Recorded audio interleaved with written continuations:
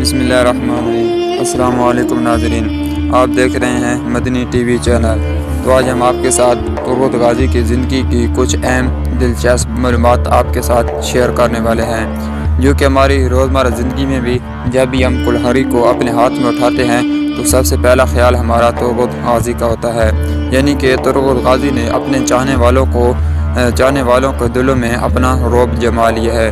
تو آج ہم اسی ترغت غازی کے بارے میں آپ کے ساتھ بات کرنے جا رہے ہیں۔ ترغت غازی ایک وفادار سپاہی کی داستان۔ جب بہادری کی بات کی جائے، جب وفاداری کی مثال دی جائے اور جب تاریخ میں عظمت کی دیپ جلے تو ایک نام ضرور ابھرتا ہے، ترغت غازی۔ ترغت غازی کے وہ جانسار ساتھی تھے جنہوں نے نہ صرف اپنی تلوار سے دشمن کے دلوں میں خوف بٹھایا بلکہ اپنی وفا سے دوستی کو بھی امر کر دیا۔ ان کا جنم کب ہوا؟ تاریخ کی روایات کے مطابق ترغت غازی کی پیدائش 13ویں صدی کے اول میں ہوئی۔ ان کا تعلق کائی قبیلے سے تھا جو آغوز ترک قبائل میں شمار ہوتا تھا۔ ترغت نے آنکھ ہی تلواروں کی جھنکار، دشمنوں کی للکار اور وفاداری کے سائے میں کھولی۔ والدین اور یتیمی۔ ترغت غازی کے والدین کے بارے میں تاریخ خاموش ہے، لیکن کچھ روایات کے مطابق ترغت نے بچپن میں ہی اپنے والدین کو کھو دیا۔ ان کے قبیلے پر منگولوں نے حملہ کیا جس کی وجہ سے وہ اپنے والدین کو کھو چکا۔ یتیمی کے سائے میں پلنے والے اس بچے نے زندگی کو چیلنج سمجھ کر قبول کیا۔ جب دنیا نے ترغت کو تنہا چھوڑا تب قسمت میں انہوں نے ایک نئی ماں، ایک نیا باپ دیا، اور وہ تھے سلیمان شاہ۔ سلیمان شاہ نے ترغت کو نہ صرف پناہ دی بلکہ اپنی قیادت میں جنگجو بننے کی ترتیب بھی دی۔ ترغت نے جلد ہی ثابت کر دیا کہ وہ نہ صرف ایک سپاہی ہیں بلکہ جیتا جاگتا وفاداری کا مجسمہ۔ شادی اور ذاتی زندگی۔ ترغت غازی کی ذاتی زندگی بھی کم دلچسپ نہیں۔ تاریخ میں حوالوں سے پتہ چلتا ہے کہ انہوں نے 2 شادیاں کی تھیں۔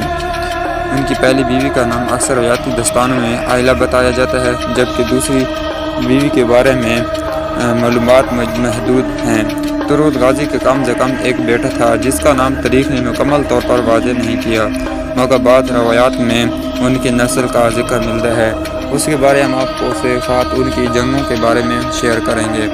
جیسے کہ اب ارطغرل ڈرامے میں بھی دیکھ چکے ہیں کہ ترغت غازی کو بہت ہی عزت دی گئی اور ان کی وفاداری کو بے مثال قرار دیا گیا، یعنی کہ وہ بہت ہی بہادر اور بے مثال تھے۔ ان کو ترغت غازی کے 5 سیزن میں دکھایا گیا اور انہوں نے پوری دنیا میں اپنا رعب جما لیا، یعنی کہ یہ ایک حقیقی کردار تھا، اس کے بارے میں کچھ بھی کہا جا سکتا ہے۔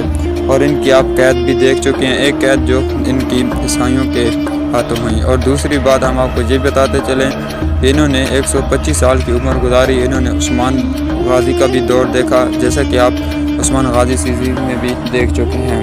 اور اب یہ بھی بتایا جا رہا ہے کہ انہوں نے برہان بیگ کے ساتھ بھی اپنا وفاداری، شجاعت اور بہادری کو ان کے ساتھ بھی گزارا ہے۔ ترغت غازی نے سلجوق سلطنت کے دور میں کئی جنگیں لڑیں۔ انہوں نے صلیبیوں، منگولوں اور دیگر دشمن قبائل کے خلاف جنگی محاذ پر دلارانہ کردار ادا کیا۔ ان کی شجاعت کا عالم یہ تھا کہ دشمن ان کا نام سن کر تھر تھر کانپنے لگا۔ ان کی سب سے مشہور جنگیں ارطغرل غازی کے ساتھ منگولوں کے خلاف تھیں، جہاں انہوں نے کئی بار اپنی جان دو پر لگا کر قبیلے کو بچایا۔ زندگی کے راہ میں جب آسانی ہو تو بہادری کی پہچان نہیں ہوتی۔ ترغت غازی کو منگولوں نے ایک بار قید بھی کر لیا، لیکن یہ قید ان کے حوصلے کو نہ توڑ سکی۔ قید میں بھی انہوں نے اپنی عزت، غیرت اور وفاداری کی لاج رکھی۔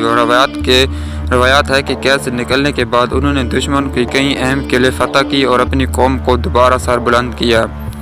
ترغت غازی کی موت بھی ایک افسانوی رنگ لے ہوئی ہے۔ کچھ تاریخ دانوں کے مطابق وہ ارطغرل غازی کی وفات کے بعد کچھ سالوں تک زندہ رہے، یعنی کہ 125 سال کی عمر میں انہوں نے اس جہان فانی سے رخصت ہوئے۔ ان کی وفات 1325 کے آس پاس ہوئی۔ ان کی زندگی کی آخری سانس تک ان کے دل میں صرف ایک ہی بات تھی: قبیلے کی عزت اور ارطغرل کے خواب، قبر اور یادگار۔ ترغت غازی کا مزار ترکی میں ہے۔